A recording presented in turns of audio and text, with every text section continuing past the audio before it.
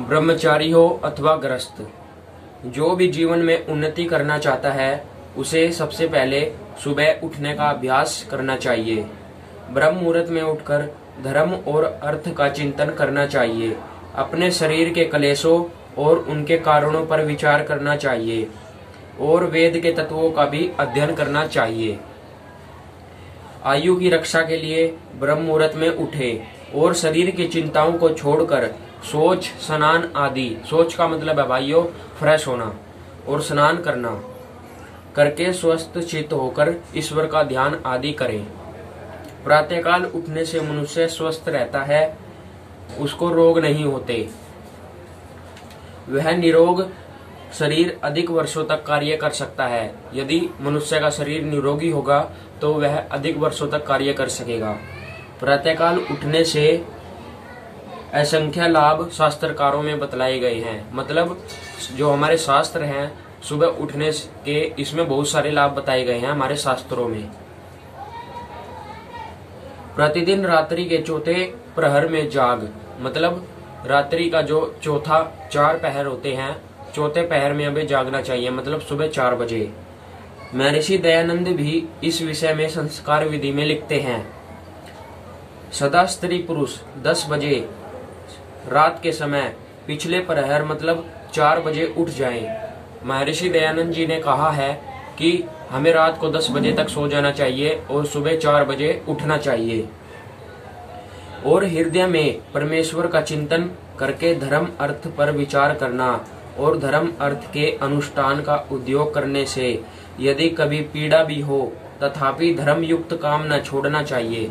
यदि सुबह 4 बजे उठने से हमारे शरीर में पीड़ा भी हो तो हमें फिर भी उस पीड़ा को सहन करना चाहिए धर्म के कार्यों के लिए, किंतु सदा निरंतर उद्योग करके व्यवहारिक और परम आर्थिक कर्तव्य कर्म की सिद्धि के लिए ईश्वर उपासना भी करनी चाहिए।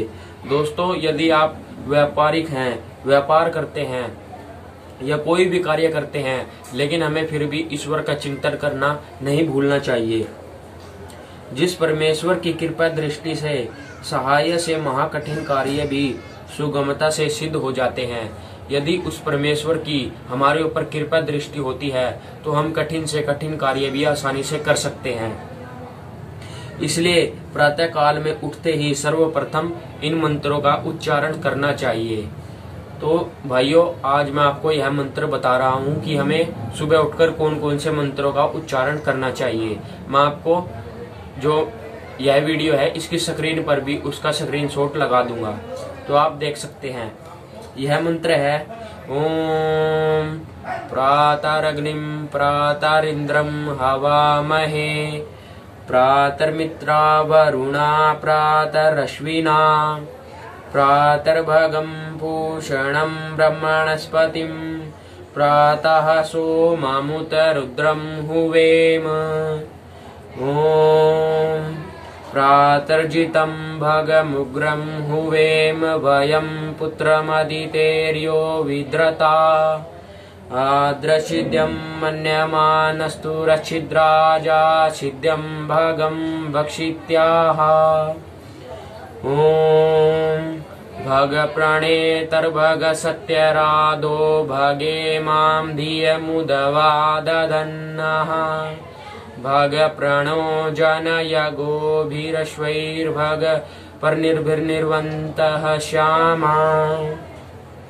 ओम उतेदानीं भगवन्तः श्याम उत प्रपित्व उत मध्ये अनाम उतोदितामघवन् सूर्यस्य वयं देवानां सुमतौ श्याम।